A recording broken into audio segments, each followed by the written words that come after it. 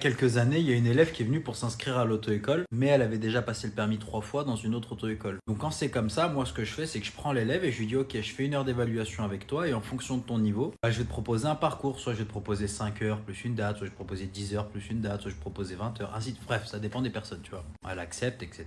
Pas de problème, donc elle vient, elle fait son heure d'évaluation. Sauf que cette personne, elle vient de loin. Parce que pour son évaluation, on m'a demandé de venir la récupérer à la gare. Et ça, sur le coup, je l'ai pas tilté, c'est qu'après, regardez bien. Donc on fait l'évaluation, etc. Je lui dis, mais attends, t'as déjà passé le permis, toi? Ouais, ouais, je l'ai passé 3 fois. Attends.